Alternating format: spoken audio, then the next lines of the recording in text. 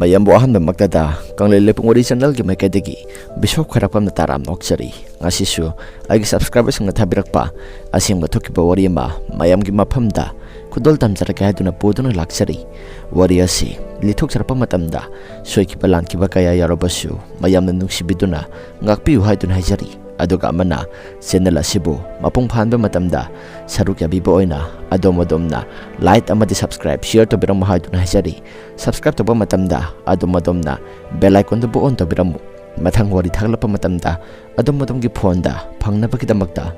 adudi wari se hongna patawjaragi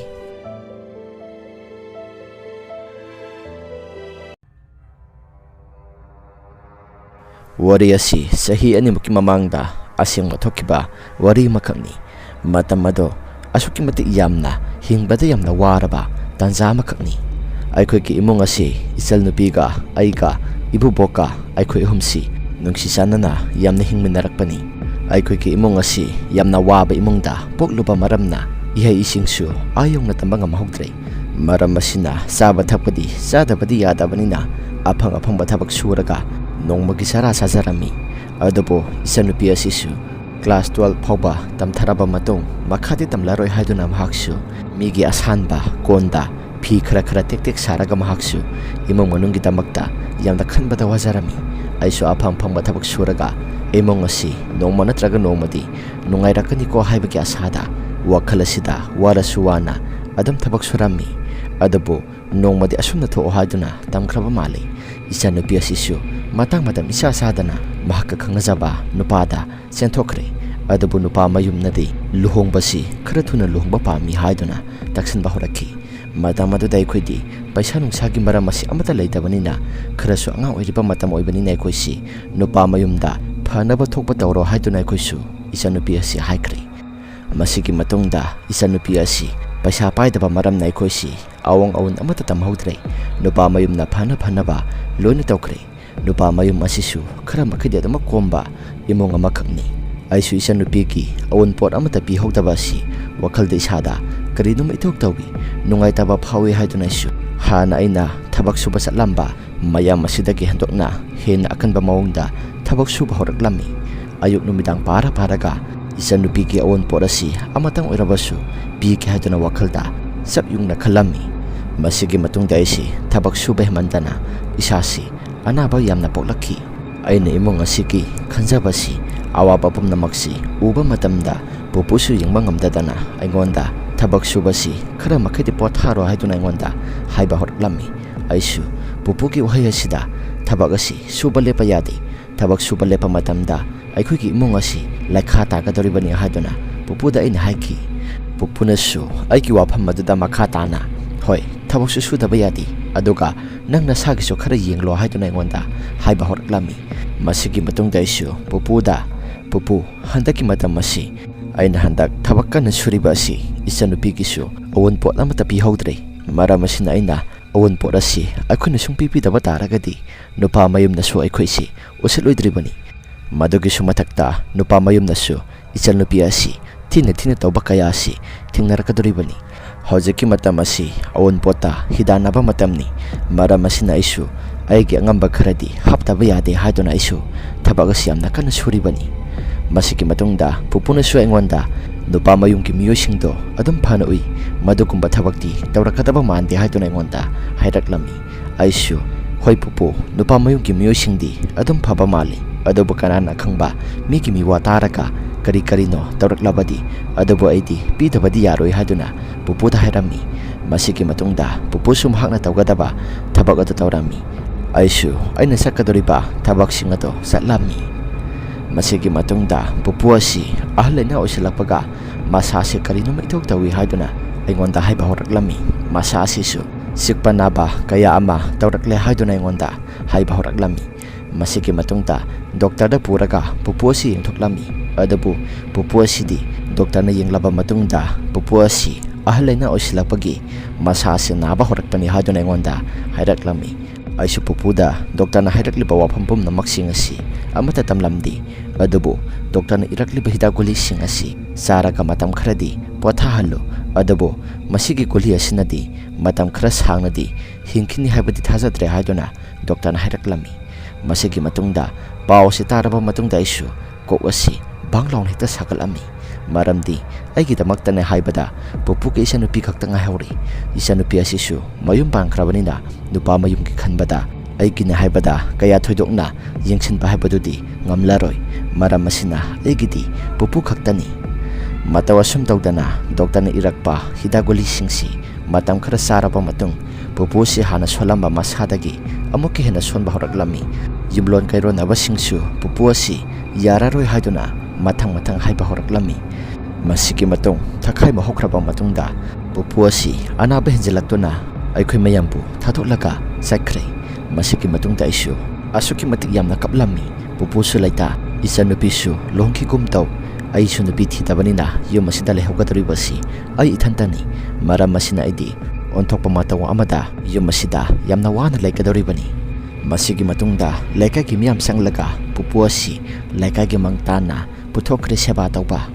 aisu pupu laitrabanina asuki matik yamna kaplami pupu si baba hoi ima hoi nai khoisi yamna naungna hundoklamba maramna pupuna isan nupi ka aigasi saunaba kadaida karida soki kadake haiduna kopsen senaraga yoglakpani maram masina pupuna ikhubu yoglakpa matamda thingnarkiba awaba pumna maksingado mama mapa sakna yoglakhibanina madugi maramda ikhoisu khanjaluraga isasi hena saina masing khangdana pibugum tawraklei asumna pupu asi laikai gi miam sanglaka seba tawba loikre asumna pupu gi sorara sisu laita aina ngamjaba khara katuna sorara sisu mapung phana loisingkhre adabu aidi piantabana pik thankre isanupi ke luhongbasu awon posi amata pitaba adoga pupu gi sorara sisu mapung phana aina sauna pangthok ki khalabasu pangthokpa amata ngamkidaba masigi pumnamak singasi aigi wakhalda adum khallaga wakhalasi nungaibam khanglamdi masigi matung tarakpada yum masida ithanta leipataki aisu nongphung nganbadagi thabak suba satpanina numit taraka yum dhanjalakpa maramna yum masisu awatpagi awatpa pik thalami adubo isanupi hoigi nupa mayum nadi aisi ithanta yumda leibada nungairaroi aduna nupi ama khara thuna thiro haiduna ngonda haiba horaklami matam maduda isu kari haikadabano haiduna isu amata khumlamde masigi matungda isanupi manemboknasu makhoi yumda pulap leminarasi aduga nasin nupaga karino paisa tamba yaba thabaksing mayam amalai madudo tominaru law haiduna ngonda hairaklami maduda isu yum ase thadolaga satpa pamdabanina ine ai asida sum lairagi aduga afang mathabaksing suraga yum ase yingsintaba yaroi haduna isu ini hoida haiki masigi matungda ini hoisu aini yadrabanina makhoisu wafam amata phongdoktana adumak tumina lekhi masigi matung tarakpada ini oin haibasu aina yadrabanina aisu yum masi yingsilaga thabak adumak suba tarami masigi matung daisi yum masida ithanta leiraga thabak suba salaga yum masisu yingsimba tarami asumna thabak asi suna isi yum masi asum yingsilapa matam masida nongmadi asumna tho haiduna ngonda tamkraba mali namera si aisu thabak asi yamna warubanina yumda halakpa matamda sak asi thoningboy thoningdaboi tawduna isi sakasi tanna thonglami isasu thabak suruba maramna wabanasu isasi karinu matawrabani asumna aina sak thonglengai matam pongasi taruk makhai tare tarakadare aisu adumna sak thongna isasi tumningbanasu karinu matawrakli adumna sakasi kharathuna prap thongdoklaga kharathuna saragi haiduna isu sakasi sathokle sakasi sathokpa hek loibaga isu maning thonglomda kolik phengbani haiduna isu thoklaki aina adumna kolik phengna kadum dakino khangdi sasi karinum itok to wahoraklami manamsu yamna namthiba manam ama kadum dakino khangdi yamna kana namba horaklami adumna isu namthiba manam asi kadum dakino haduna isu natona si thangkalaga manam asi susut namba horaklami aina adumna manam gi maikai asi thiraga namlapa maramna yumthangna bagi maning thongda horiba yamna sauraba taire makhongmaduda kana kumba misak amana musin muna sab yungna leplak lairambado aisu uraklami matawdu uruba matam daidi yumthangna bagi ipalasi mahak oiraboy khantuna isu wa maseram tangangdi tawadabu aina muni yanglabasu lepliba mitam madudi sab yungna leplaga adamak laiki aisu wa makhatana karimta haidaba makai imongda sanglaktuna hojikitubu mira laira haduna isu wakhalda khanba horaklami asumna isu namisimadi kaya thudona khandaba makai adum tumtharami aina adumna tumthakraba matungda aigi yumjawasi kari kumba misak amana matum taslaga phambagi matagom ama aigi mitasida uba horaklami adabu aidi mangaduda aikhugi yumjawasida matam taslaga leiriba misak ado kanano karino haiduna isu kauba horaklami matam matada matum taslaga phamliba misak adudi aingonda munna yenglamlaba matungda maning thonglomda phokdolaga yamna kana singkirami madu uruba matamda aidi mikabasi khangthok tholaki aduga aigi sasi humang anabi karaga leiba thingnarami masigi matungda aigi lukumda thamliba ising batalado thangalaga thai adomna ising jawma mani thakibaga isasi tension kharadi hantharakli adomna isasi tension khara hantaraklaba matungda aisunena tana tumthajare masigi matungda isu nonganbaga thabak amusatli thabak chatle haiduna isu yumasi mapung phana numit chupama yingsinbasi ngamdre maramdi nongphung ngaba makai sakhibaga numit tarakan hajalak labanina yumasida kamai tauri kari tauri haibasi aide amata khanglamde masigi matungda aigi yumasi laiba matamda hanaga manadaba mawong kayama tawba horaklami noma aina thabak saluraba matungda yumda halakpada aikogi yena khathangba maningasi karino khangdaba musin muba ama sawana sutawi tapna tapna maninglomda sangkhibado aisu uraklami matawaduda aisu kari karino angangsingna sangba oiraba sala haiduna sangsilaga yingloba matamda kanamata leiba thingnaramdi matawasi aisu punga hiktangaki asumna numitarabani na isu yumasida moliba sairiba mayamasi lona lamtasalami masigi matungda isu dok thongmai tharaba matungda numidangi sak thonglaga sanabani haiduna isu tawraklami adamna sak saba hek loibaga isi kolek phengba loina loisilaba matung tumthanabagidamagta phamungda sanglai adamna aina phamungda sanglapa matamda tumthaba asi papa hekte yaramdi adamna matau karamna isi tumthaba yagadabano haiduna wakhalda khalingai matamda phone asi yingpadaki asumna phone asi yinglingai matam pungase asumasum hokibana pung tara kadawri aisu tumtharage haiduna phone ase thamkhraba matung tumthanabani haiduna aisu tawba horaklami aina adamna tumthage haiduna tawba matamda aikhoi yena khagi maning thangba sarukta horiba nomang kha pambi asi masigi makhung mayada angang nakapagi khunjalama yamna kana kana taba horaklami aisu tawriba matawasi kanagi angang no haiduna wakhalda kaya thoidokna henjinna wakhalasi phattaba khandaba makai kanagi angang no haiduna isu khutta torchlight ama pairaga maning thongtamna tholakhi aina adamna maning thongtamna tholakpa matamda angang kapagi khonjalasi asuki matik yamna hongna taba horaklami maning thonggi thongasi he hangdokpaga angang kapliba khonjalasi sablepkhre aduga aigi sada karigumba manin oi kari wai tawba ama humjalaklaba matung imung tamna paisingki aisu matawasi kari matawno haidona wakhalta khanba horaklami asumna isu kaya thoidona isada khanjaluba tawdana thongasi thingjalaba matung aiki phamung tamna musanglakhi asumna phamung tamna sanglaklaba matungda tumthagi haidona tawri masigi matungda isu tumba thimlaba matung adumuk tumthajakre asumna ahingi matamni ahingi matam masida aiki yumyayasi karino khangdaba angang kapagi mokhalama yamna kana taba horaklami aisu isasi mangoi karibo tarakliba khunjalasi mangla haiduna wakhalda khanba horaklami adabu aina mikap thopa matamda mangkhakta natana taibang phauna yumjao sida angang amana kapagi khunjalasi asuki matik yamna kana kappa horaklami aisu matawasida kari matawnu haiduna wakhalda hana kiramda basyangado isada loina kiba pharokle aisu mai asi phamungdagi kumtharaklaba matungda thangi khalabasu kapliba matawasina isasi kiba phoroktuna thanba amata ngamlamdi matam masida electric mai asisu mutkiba maramna yumasi pumam hekta mami masigi matam masidani angang kapagi khonjalasi yumanung asida pungnin nilibasi asomna ngehaktangi matungda electric mai sulakle adamna mai asi heklakpaga kaplamba khonjel singado loina sablepkhre aisu wakhalasi khara makhidi nena tarami masigi matungda isi nongalakpada isasi karinuma idog tawi haiduna namisimadi aisu thabak chatre asumna aisu namisimadi isasi ngamda sak thongna adam sarami adubu isasi lok lehok tawrakadaba mami oibana isasi hana thabak surubaga loina pungthin thindorakle Numisigi ahing asi ngarang sap manana yumjaw asida angang kapagi makhol asi asuki matik yamna kanna taba horaklami.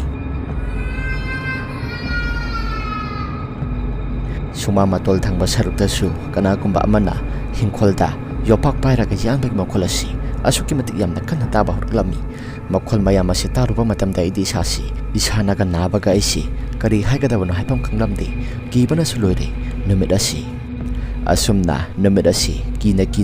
hokre mathangi numit asida aisu isasi ngarangdi kaya kana nungaitaba haibado oikibani adabu ngasi nongalakpada isasi mai hoba makai saduna leirami. Adamna isasi saraga leiba thingnaba asida yumgi thaba ingkhangsu tawgadaba sing asi amata tawa ngamlamde ngahaktangi matungda isu wakhal asi munna khalaba matungda isanupida phone tawduna ngahaktang laklaga thabak sing asi amta subigera ai isa singamdre haiduna isanupida phone tawki isanupisu yarakle manebo hoina su yarakle haiduna isanupisu laklaga yumgi thaba ingkhang sing asi loina tawrami. Adabu isanupidi manebokta hapta mukti aikhoida leiroge hairam laba matungda lakliba oire. Asumna isinipo asi hapta mukari mukti leiminaba taki masiki manung asini asuki mati yamna kiba mongda tamnarakliba si. Isanupina nongma ama sak thongna leiringe tanja asida kanagomba misak amana saksangi thongnaw asi musinmuba makai lalaga sakiba mataw ama uraklami haiduna aingonda pawpum namak sing asi loina tammi. Aisu nahankhidagi tholiba thawdapum namang sing asi isanupida tamsira haiduna khalli. Adabu mangonda tamkhrabadi ki khini haiduna isu makhata na mata tamlamde. Asumna isanupisu aikhoida leiba matamda kari no kharadi thingnaba horakle. Noma mahakna yumgi thaba ingkhang sing asi loisalaba matungda maning thonglomda leiringi matamda aiga sak manaba misak ama mamang pangna tumina sakhi haiduna aingonda pawpum nama asi tamba horaklami.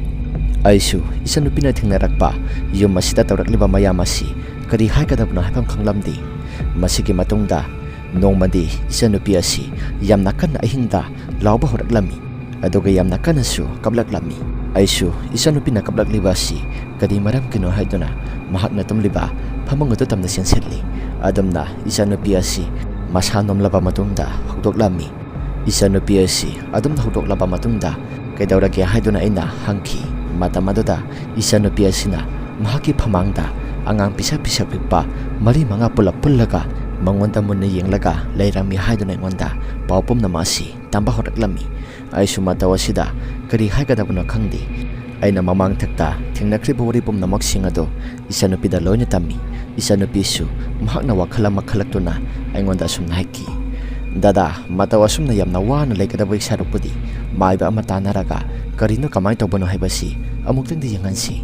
Aisu isanupiki wafam asida summe haidana wakhalda khalakli. Aisu isasi naba khara pharaktuna aisu hanagi matagum haksang asi kangkhalakli. Asumna isanupi asi nongma numit ama yumgi akoibasi waidai ringai matamda maning thangba sarukta buru puthaba dhari jaga ama thingnai haiduna aingonda pawpum nama asi tamba horaklami. Aisu matawasida yopa ama pairaga puthariba jaga aduda takhairaga yengba matamda manungda sapu ahingba ama sapudugi manungda kari no khangdaba potlam kharasu yauduna leiba thingnaraklami. Asumna posing asi thingnaraklabada aisu laikai maiba ama kauduna maibaduna aisu yenghalami.